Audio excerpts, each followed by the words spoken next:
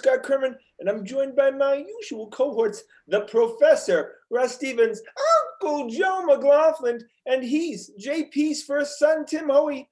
Well, we have another great show for you tonight, so boys, let's get it started. Could be a big night in Boston sports. Celtics up 3-2 against the Toronto Raptors, playing as we speak. They'll start in a couple of minutes.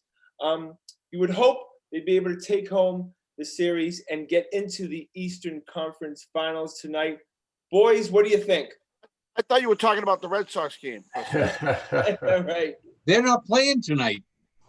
Thankfully. Look, there seems to be you either believe that, there's a natural ebb and flow to a series and it's 3-2, the Celtics are up and it's likely Toronto will win because they're desperate. Or the Celtics are a better team. I kind of think, I've always thought this series was going 7. So my guess is it's going to be a loss tonight, but I hope I'm wrong. It should be over, except for the craziest last 0.5 seconds of our lifetimes. Yeah, it's difficult to talk about that, Joe, but we'll talk about it briefly. Who do you put that on? You have to put it on the coach, Brad Stevens. Oh, yeah. He's the one who called the defense. He's the one who designed where everyone was going to be, and it just didn't. And Toronto knew it was coming. Lowry said as much after the game. We knew exactly what they were going to do, and they adjusted to it. Yeah, they talk a lot. Coach. They talk a lot about how that Lowry would not have had the space had he been at the Garden at that moment. But I'll take it another level. There'd be 18,000 people screaming at Jaylen Brown that there's a guy open on the other side of the court at that point. And if you don't think that makes a difference in basketball, those players hear that. Somebody would have covered him if he was at the Boston Garden. I mean, you can't put it on Brown. He was doing what he was told. They were in a zone defense, right? And basically they challenged him to make the absolute perfect pass over a 7'7" guy standing in front of him. And they accomplished it. But if they had anyone even contesting that pass to him, he doesn't get it off. Well, although there's, I read an ungodly amount of analysis of that play, unfortunately. And, there's a school of thought that says, based on that, there was only 0.3 seconds. The inbounds passer is out of the play. There's no way that inbounds passer can take a shot. 5-on-4. Once he passes, it's 5-on-4. So why guard the inbounder? Why not put 5 guys on 4 players? And guard the court? And that's where I blame Stevens. I would say got to be 70-80% of the blame. But look, Jaylen allowed himself to get hung up with Gasol on a pick that he didn't, that he should have avoided and get out there faster. But look, here's the good news. The Celtics finally got past it in Game 5. They didn't get past it in Game 4. We're still talking about it. I don't think the Celtics are thinking about it anymore. Well, I think I'll credit Stevens in Game 5 to stop. He was reacting to those high school defenses that Nurse kept throwing out there, and it would stop Stevens in his tracks, and he'd stop and he'd timeouts and try to attack it. Instead, he just went and played his game in the Game 5, and that was the way to do it. Well, as Jaylen Brown goes, so goes the Celtics. Every time this season that he has scored 25 or more points, they are 15-0. Really? So, really. We're talking about Jaylen Brown making that mistake in Game 3. He played really well in Game 5, played poorly in Game 4. I think that's the indicator right now. If Jaylen Brown plays well, the Celtics will go to the conference final. I do want to talk about Walker's magnificent play, though, at the end of the game we did lose. Because that was a Larry Bird type pass to spring Tice for the dunk. That was Bird-esque. I mean, if we're going back to the Bird era, that highlights being played over and over again.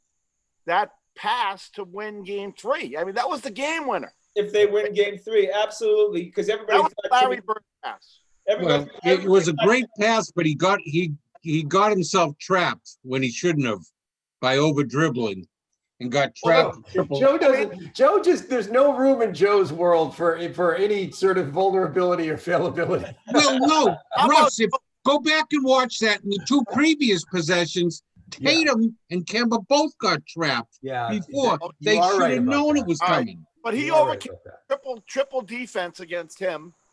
He made a magnificent play to all I compare it to is Larry Bird. I mean, but Joe, Kemba shoots, gets it blocked or something. He never.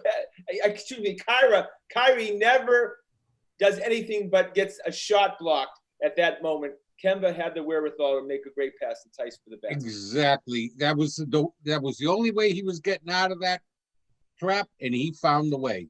They're expecting, us to see the third time that he would do the, fake the drive and step back and pop just like he did against Horford and he did the other time. And well, they were waiting for that.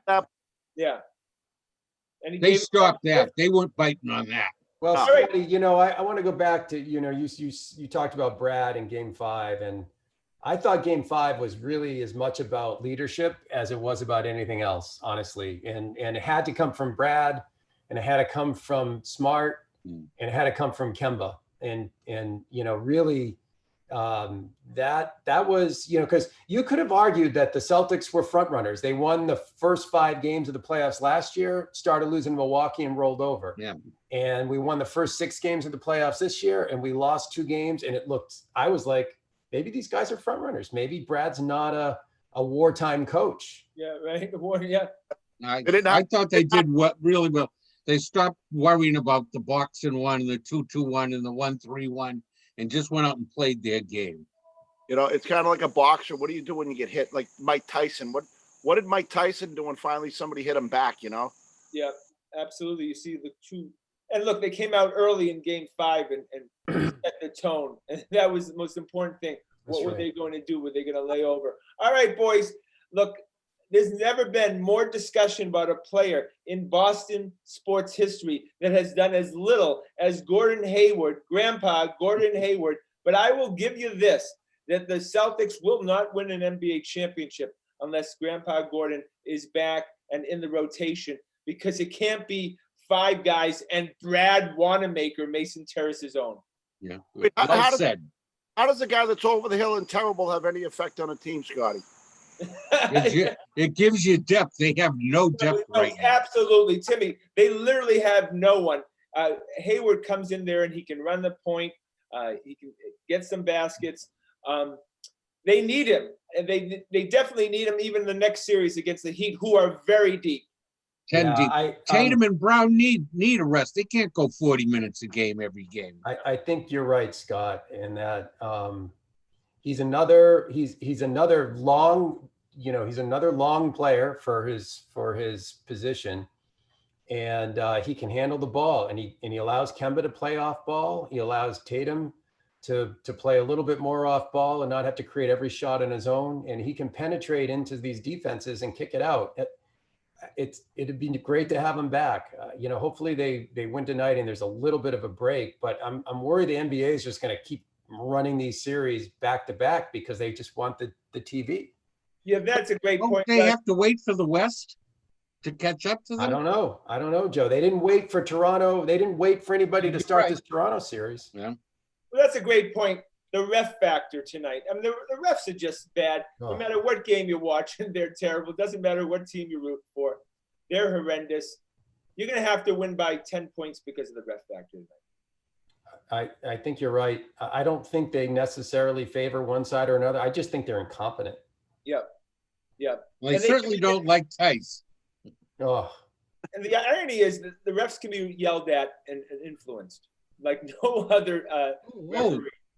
Everyone's human. If the crowd is on you, you're going to call it the other way. Well, LeBron was yelling at him last night. They literally just changed the call. Did they really? Yeah, they just, he was yelling. He was really at him, and he was scaring the shit out of me in Brookline. But yeah, they weren't having anything because they have nowhere to hide. I mean, they're going to see him at dinner time. So they're like, okay, cool, LeBron, we'll do whatever you want. All right, boys. You would hope changing the call on Giannis the last game of the year. You would hope that they got to this level would be immune to that, but I guess everyone's still human no matter what level you get to. So predictions, Timmy, Celtics win tonight? I think the Celtics are clearly the better team. I think the Celtics roll tonight. Joe? Celtics Not a blowout like last time, but a comfortable 7-8 point win. Rusty boy. Heart says Celtics. Head says like 3 to 5 point loss. So you're going to loss. All right. The Celtics are going to win. We're going to go to the Eastern Conference Finals, and then I get to trash fucking Kelly Olynyk and Jay Crowder for at least 10 days. We're going to relive every moment they ever spent in a Celtics uniform. I despise both of them greatly. All right, go to the Patriots. At least they're not starters anymore. At least they're where they belong, coming off the bench. Kelly's still sporting the man bun? I think he is. Yeah. At $15 million a year, Timmy, he makes. He can't afford a barber yet. It's a good country. All right, boys, we go to the Patriots, and I cannot believe we're saying this, that the New England Patriots are going to play on Sunday when all those top players for the Patriots, the high towers of the world, were opting out. I thought for sure there was never going to be a season, but it's happening on Sunday. We're playing the Dolphins. We're 6.5 point favorites, and it's all about Cam Newton right now, right? You have to be, because if you've looked at that 53-man roster, that's the sorriest roster I've seen in 30 years for a Patriots team. Yeah, that's a great point, Joe, because the Patriots cut 17 guys, and for the first time for forever, not one of those guys was picked up or even put on a practice squad. Hang on. There are only 17 guys total in the NFL who were signed after the cuts. So yeah, it was a weird year. Every team was like that. Yeah. Okay, but still, we're used to losing guys and going, shoot, I hope he doesn't come back and bite us in the ass. We don't have to worry about this year. I didn't even know who the guys they cut. I didn't even know. I haven't been following this as closely as I should, but do we have a kicker? The kickers, those two, with that they cut. They're the only names you know. Do we have a linebacker? They'll bring back Nick Folk. I think on the practice. So, but let's unpack that a little bit, Joe, because I think you're probably right. The strength of the team offensively is their offensive line and their ability to run the ball. And it happens that they've got a quarterback who can run it, and they've got competent, running backs who can run it. Harris off for a month, right? Yeah, but they'll ride Sony Michel for 3 weeks, and he'll come down with a foot injury after 3 weeks, and Harris will probably slide back in there. I just expect kind of smash mouth football and throwing off the run. I don't know how you feel, Joe, but it's clear at offense that's what they have to do. Well, it's not gonna be Tom Brady's offense again. We're gonna have to do a whole new thing, and I just think they've got an awful tough schedule, and Belichick always builds a team for schedule. He's kind of thrown up his hand and said, we'll just take this year off. I think unless N'Keal Harry emerges as a superstar, it's going to be a long year. I'm less worried about the offense. The defense has me worried. You got Gilmore, some, over-the-hill McCourty guys, and the cornerback's all right, but the safeties are just as bad, if not worse, than last year. The linebackers are atrocious. They got no defensive linemen, just tackles. Wait a second. It could be really problematic. Last year we were talking about this defense as being one of the greatest in history. Yeah, I think you're being. But then they fell apart after game 8. Joe, I think the depth in the defensive line is definitely questionable. I mean, I think the cornerbacks and safeties are a really strong group, and we'll see guys like Josh Uche. Is that how you say his last name? Uche. He's just a middle linebacker. He's a Landon Roberts, Brandon Spikes type guy, first and second down only. Well, no. I thought he's a pass rusher guy. He's going to be move. I don't think he's going to play move. I think they're going to have one in the middle. Is there a fullback? Is there a fullback on the roster this year? Two of them. Yeah. Jacob Johnson is there, and who's the other guy? But they moved the tight end. Guy that made the team. Did they move the tight end? They drafted to fullback. No, not yet. They got the guy Jennings from Alabama, a linebacker. Is he just another Bentley, or can we expect more? I don't know. Juwan Bentley's like a captain. I know. Juwan. Juwan, I know he seemed like he doesn't know what he's doing out there, but now he's matured quite a bit over this last offseason. So my question is, after Joe has just stripped the bark off of this team, when we get to predictions, is he going to say 12 wins again? I've been an 11-5 Joe guy. says 12 wins every year. It's like clock. You could set your watch by it. The sun goes up, the sun goes down, and Joe says 12 wins for the Patriots. You know, Russ, you know what could make it for them this year is this is such an odd year. I think organization and coaching will be more at a premium this year than in normal years because just how everything's crazy. Right. And I think just having their organization, their coach, and having Belichick, that's good for 3-4 wins right there. Well, we know, Timmy, everyone else. We know, Timmy, these are going to be ugly games, at least the first 6 games of the season. It's going to be low scoring because the offenses definitely take a time before they get going, and no exhibition game sure doesn't help. Well, going back to Joe's point, the coaching's going to be gigantic, you know. Low scoring, most likely. I think we're going to see a lot of mistakes, a lot of blown routes by the offense, a lot of miscommunication. A lot of penalties, which is going to just drag the game down, right? It's going to be ugly. It's not going to be much more than the XFL right now, to be honest with you. Obviously, if we kind of above that, maybe. But not much more, Joe. I agree. If we still had a certain quarterback here, I think would be at the gigantic advantage because he would know exactly everything going in already, you know. You know, it feels like a big advantage, yes. I don't want to be as dramatic and say this feels like with the wide receiving core, feels like the same plan that Hein Bloom had as far as the starting pitching, where all of a sudden the season starts and you're like, holy shit. Yeah, it is reminiscent. We all see it. I mean, this is going to, like I said, unless N'Keal Harry just blossoms into some incredible superstar this year, it's going to be a horror show to watch him trying to find somebody open to throw it to. There's no one over 5'6", I think, other than N'Keal Harry. Yeah, Russ, they're all little guys. Russ, you know the difference between a superstar wide receiver and just another guy. It's a huge gap, maybe the greatest gap other than quarterback in football. It's not only a huge gap, it's a persistent gap. I mean, Bill can't do, now we're at the point where he can't even trade for a receiver. He traded a 2nd-round pick for Mohamed Sanu, who he had to cut. You know, so we just are chronically understaffed when it comes to wide receivers, and it's going to be rough this year. I'm not arguing. It might improve, Russ. Remember, Brady was very picky, and he threw out a lot of there's a lot of receivers that Brady threw out that's still making a living in the NFL. You know, this draft class was loaded with receivers too. That 2nd-round pick would have been nice. We could have picked up a half-decent guy in the draft this year. Okay, it was like they knew Chung wasn't going to be there. Okay, boys, before we get to the season predictions, let's predict the game. I'm predicting Dolphins lose to the New England Patriots. 13-10.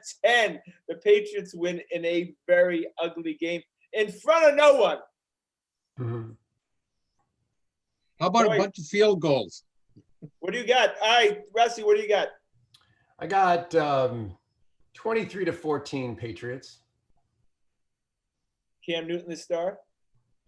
He will rush for a touchdown. Yeah, that's. Okay.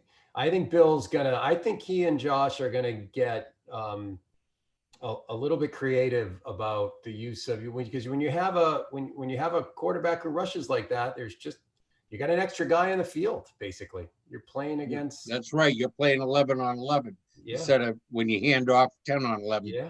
All right, Joe. Predictions. I'm going to go along with Russ with a little more scoring than you have, and I'll go with 24-19 Patriots, and throw in a Cam rushing for a 2-point conversion in there. Oh, there you go. All right, Timmy boy. The Patriots losing 17-10. I think this offense is just completely incompetent. I think they're going to run the wrong routes. I think Cam Newton's going to look lost out there. I think anyone who's expecting him to run like he did when he was the MVP of the league is out of their mind. I think this season's going to be a horror show. So Ryan Fitzpatrick, Harvard's own Ryan Fitzpatrick, was the reason that I think we got eliminated last year because we lost that game against the Dolphins, and he's going to be the starting quarterback again. Oh, I can't take another Ryan Fitzpatrick loss. All right, we're going to go predictions for the season. I'm going to make it two-part. The first 4-game prediction and then the whole season. I think the Patriots go 1-3 early on and finish 9-7. Rusty boy. 10-6, and but I will agree they'll start slowly. But I just think in this division and with our coaching advantage that Joe pointed out, he will. It's a weird year, and in a weird year, I'd bank on coaching. Timmy. They start 1-3. They end the season 8-8. They end and do not make the playoffs then. Not make the playoffs. I think it's going to be a long season, boys. Joe. Long, painful. I hope this is the start of another Timmy reverse jinx. I know, right? He's I'll go with the 500 in the first 4, and I think they could maybe, let's say 9-7, but win the division with that. Well, if my football picks are anything like my stock market picks, they're going to go undefeated. I've never seen Timmy so angry saying 8-8. He's so spit it out. All right, we have to talk about him. He's the elephant in the room the last 20 years. Tom Brady, how does Tom Brady do? Does he stay healthy, boys, which I predict he will not? And how does the Tampa Bay Buccaneers with Tom Brady and Gronkowski and the Leonard Fournette of all people? Do you expect a big season from Tommy boy? I actually do. Bruce Arians famously resuscitated Carson Palmer's career in Arizona, and Palmer very late in his career had a couple of pretty big years, and I think that's set up for Brady to do well, and getting healthy, staying healthy, getting hurt. It's a crapshoot, but if he stays healthy, I think he's going to have a pretty big year under Aaron. What do you think? Prediction for the Tampa Bay Buccaneers, as we always do every year. We always predict the Tampa Bay Buccaneers. Yeah, 11-5. 11-5. Timmy. I'll go with 11-5, and I think Brady hasn't had a set of receivers to throw to like this since he had Hernandez, Gronk, and the rest of the crew out there. I think he's gonna shine down there. Wow, Joe. I'll go. But isn't it nice that we get that? We have the 1:00 game, and then the 4:30 game will be the Bucs against the Saints. I think they did that a lot this year. Did they plan that a lot? I think we get to see a lot of live Buccaneers games. Well, they haven't had 4:30 games in years. Yeah, right. But being on the East Coast, but I'll be a little more tempered. I think that's a pretty good division. It's not the AFC East for Brady anymore. I'll go 10-6, and I think they're a wild card, not the division winner. Tommy gets hurt in the first 6 games, and then we don't give a shit what the hell the Buccaneers are doing after that. But like Gronk's the 5th choice as a receiver down there. I mean, that's got to be pretty good. First choice in the 4th quarter, though, I bet. Yeah, Gronk will be on the IR by game 4, and he'll be just back at Dancing with the Stars or whatever he plans to do next, and be collecting a nice salary from the Buccaneers. All right, we got to do it. Super Bowl predictions, because before the season starts, I mean, we have to do it. Rassi, who's going to the Super Bowl, and who's winning? I'm going to say Kansas City and Dallas. Wow. Go to the Super Bowl, and I'm picking Kansas City to go back-to-back. Wow. Timmy. I would have to go along with Russ. I think it's Kansas City. I mean, they look great. This Mahomes is going to get nothing but better. Good coach. I can't see why they wouldn't win it. Joe. Barring injury, it'll be KC again, barring Mahomes' injury. But I think Drew Brees will have a little something in the tank, and the NFL will help him along a little in his swan song here, and they'll make it for the big game. Boys, the answer is as clear as anyone's face, as Jimmy G's face. It's Kansas City back against the San Francisco 49ers. Jimmy G returns and avenges his horrible pass in the 4th quarter. Jimmy G goes to his rightful ownership and the Mount Rushmore of NFL quarterbacks, wins an NFL title that he should have done last year, the San Francisco 49ers will win. You are so you Same just engagement will be official. Scott Tremor will be wedding Jimmy G. No, Adrian, no. They announced the bands at Mass this week. You just can't quit Jimmy, can you? You try to quit Jimmy and can't quit him. I told you boys a couple years ago, if they ever got rid of Jimmy G, that we've been haunted for 10 years. So I'm going to haunt you three for 10 years about Jimmy G. Jimmy G already gets more commercial time than Tom Brady now. He deserves He's got about 3 national commercials running. Yeah, he's far less boring than Tommy B. All right, we go to the pathetic and pitiful Boston Red Sox. We have to do it, and we have to talk about Joe's best friend, Andrew Benintendi, who officially is out for the season. Is that the last time Andrew Benny is going to be in a Red Sox uniform, Joe? Unfortunately, no, because he has the trade value of an old mop right now, and that's why we'll see him back. He's worth more to the Red Sox than he will be to anyone else right now. You know what's amazing? We're kind of stuck with him. They were calling it the greatest outfield in baseball 2 years ago. Am I right? Right. Yeah. One of the greatest outfield. Yeah. Right. I mean, JBJ's on the trash heap, looking to move on. If they didn't move him on, Benintendi's become, like Joe said, a used mop, and Betts is gone. How quick it changes. Russ, I can't believe I would ask you this question, but who would you take right now in the outfield, JBJ or Benintendi? Oh, jeez. I would take JBJ because he's streaky as anything, but at least he plays and he plays hard. Right. I mean, Benintendi's his career's just fizzled. Yeah, right. He likes what he's doing now. He's happy right where he is. I don't see any motivation to get him to do any more.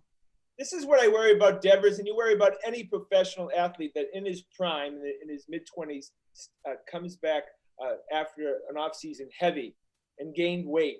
All of a sudden, that's a huge indicator where the hell this guy's headed. And he did that a couple years ago. He came back looking like a pear-shaped outfielder, and he hasn't recovered since. This whole bulking up, you're not supposed to bulk up as a baseball player. It just doesn't work. It doesn't work. Scott, I know you hate to hear this, but all signs point to us begging Alex Cora to come back and take care of Devers and Benintendi and get them back on the right track. Yep. No, I understand that, and it looks like this was all a master plan putting Renicky in there. He was a sacrificial lamb this season. Oh yeah, right from the start. He'll go back to be a bench coach. I think you're right, Joe. Yep. Alex Cora is going to be the manager of the Red Sox. They may go through some dog and pony show trying to act like they, looking around, but he'll end up being the guy, right? Actually, my take is I think we've never heard this on this show before, but I actually think Jason Varitek's going to be. Oh my God! I wasn't even going to say it. I actually think it's Jason Varitek. You guys haven't heard that rumor? Oh my God. I wouldn't be opposed to it. I wouldn't be opposed to giving him a shot. I will be right. I will be right on this. Oh no, you're not getting any of that love. Talking about gaining weight, Jason Varitek's put a few pounds on. Oh, I know. That's from Dante's Pizzeria. Yeah. Like he's been hanging out with Devers at the dining room table there. Yeah, right. Just so you know, we're obsessed Red Sox fans. After this season, there's going to be guys that they're going to mention as the years go on. You may meet them. You may end up selling them cleaning supplies to me that are going to end up having pitched for the Red Sox this year. And you're like, no fucking way. You pitched for the Red Sox? They've had like 30 starting pitchers right now. It's something extraordinary. Guys I have never heard of are pitching the whole 3-game series. Yeah, if a tree falls in the forest, doesn't make a sound. We don't know if these guys pitched or not. Right. They have like a cumulative 7 ERA. We have seen this coming when they hired Bloom. This is how he operates. I mean, he's a low-budget guy. I mean, this is just how he operates. I am dying to see what happens when the big free agents are out there and how the Red Sox respond. But the most important decision right now is what Rob Manfred makes, Russ, right now, to see the draft position.